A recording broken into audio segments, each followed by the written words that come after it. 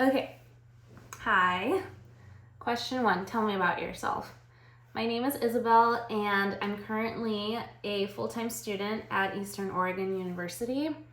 I was born in Colombia, and I moved to the States when I was 10 years old to California. So English is actually my second language.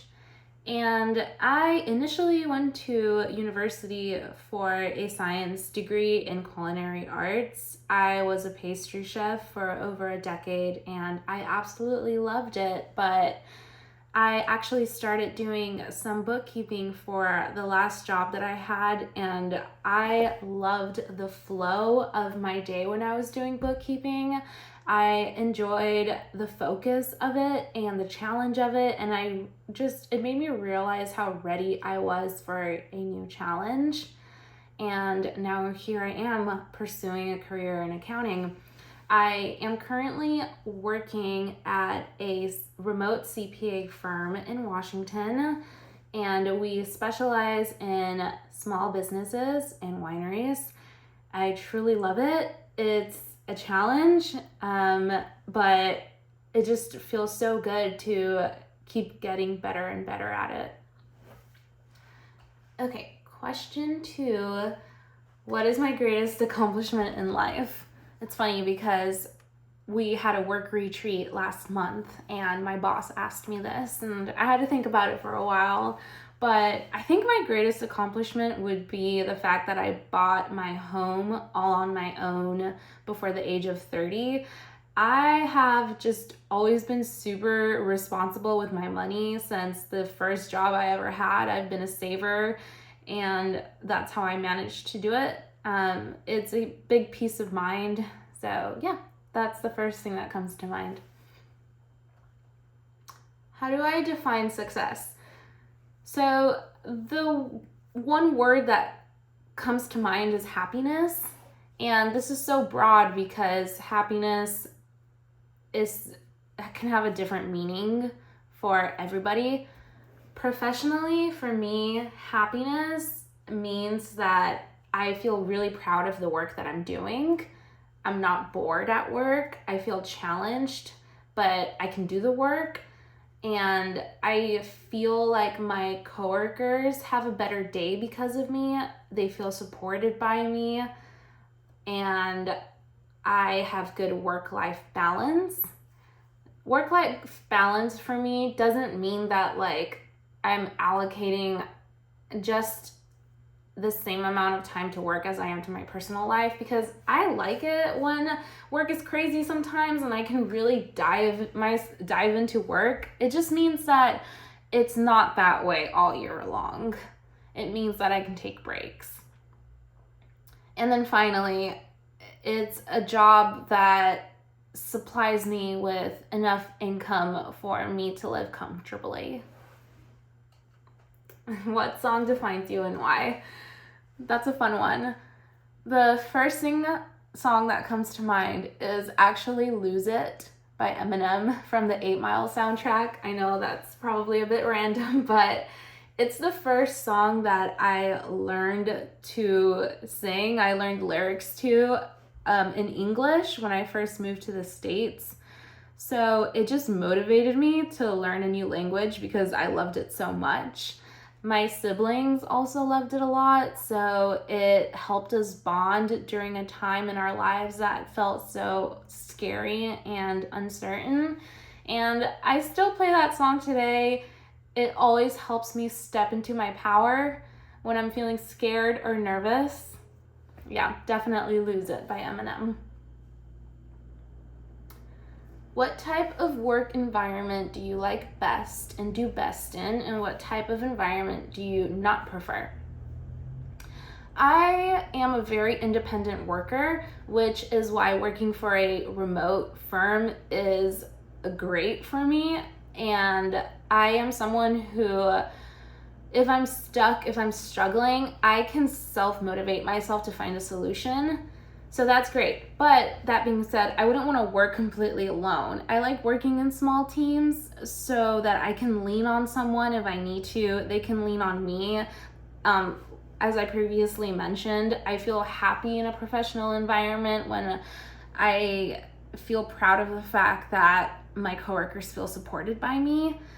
I would not prefer to work for a company that has a big team, because then I just feel like it's harder to connect with people and it can get a bit overwhelming. Okay, this is a long one. Tell me about a past conflict you had with someone. How did this conflict arise? How was it dealt with? And what did you learn from it? Okay, so for this, the first thing that comes to mind is when I worked at a restaurant in Portland called B-Sauce. And I was never told this, but there was someone there, a guy who actually had my title. I was hired as a pastry chef and he was the pastry chef, and he got demoted, and I was never told this. So I just thought that he was a pastry cook, and he got very frustrated with me because once I came in, I changed everything up. I was like, okay, this is how we're gonna do things from now on. I feel like it's more efficient, and it's my job as a pastry chef to make things better. And he did not like that change.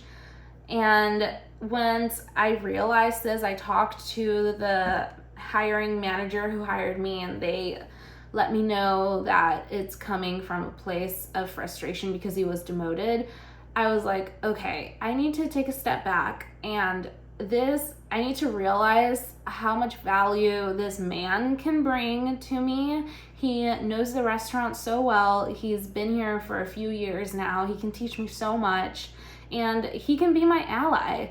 So I brought him in to all these changes that I was making. I started to ask for his opinion on things and just opened up the communication between the two of us, and he just completely flipped a switch. Like, he became so kind, so open, and so happy, and I actually really enjoyed working with him in the end.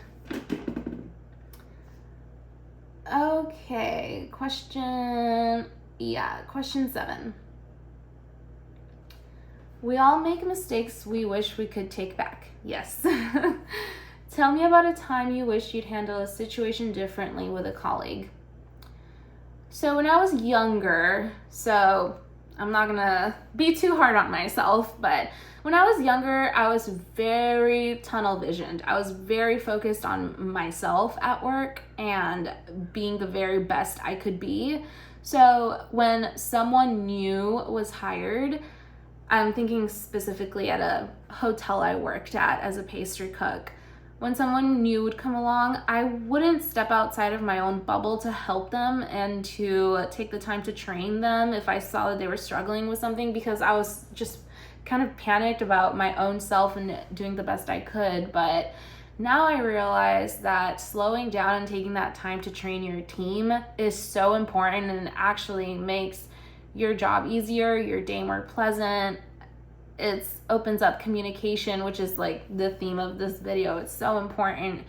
And yeah, so I would have done that differently. I would have taken more time to help people out that are new to the job. Okay, question 8. Describe a time when you struggled to build a relationship with someone important. How did you eventually overcome that? At this hotel that I previously mentioned, it was when I worked in Los Angeles. My boss, he was a French chef. He was incredible. He taught me everything I know. He gave me the foundation for my pastry career, but he was very difficult to connect with personally. There was a big language barrier, and his personality was so rigid. And I'm someone who's very communicative, warm, and it was just so hard to feel like I was connecting with him. So I was like, okay, I am not going to change who this person is, and I see the value in what he could teach me.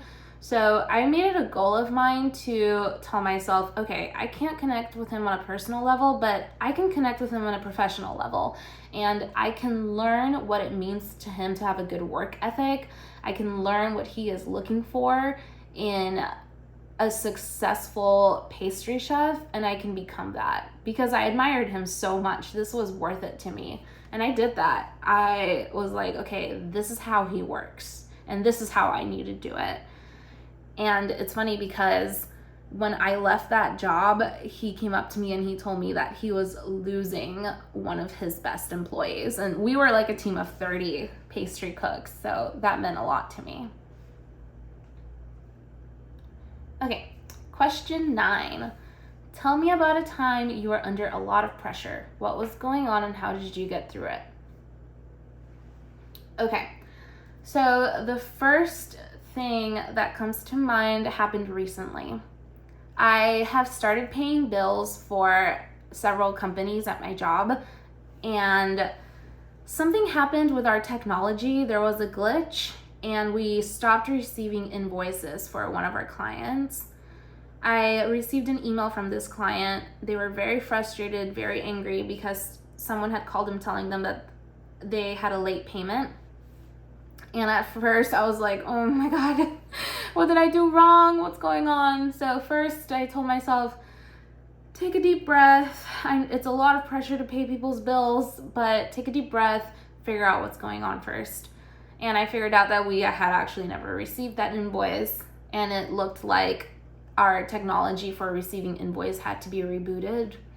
So after I did that, I talked to my boss right away, and I was like, hey, this is what's going on. I think you should know. I just want to be open with you. This is why it's happening, and this is what I'm going to do to fix it.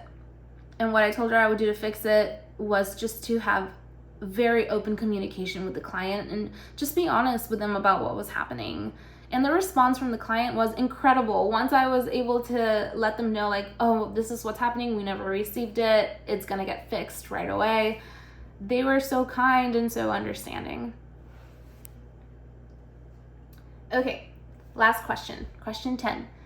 Give me an example of a time you managed numerous responsibilities. How did you handle that? Currently, I'm handling numerous responsibilities. Like I mentioned, I pay bills, I do bookkeeping, I email clients every day, all day. I do payroll, which is also a lot of pressure. The way I handle that, I have several tools. So my first tool is Google Calendar. I time block my days and my weeks, and I prioritize things that are super important that need to get done for my first block of my day, because that's when I'm at my sharpest mentally, and that way I know they're out of the way. I also lean on my coworkers because I'm very new, and I have open communication with them, open communication with my boss. Yep. And I just always list. Like, I love lists and listing things throughout my day. When I feel overwhelmed, I'm like, just write it down and just do what's on your list. And that just always makes me feel so much better. All right. Thanks.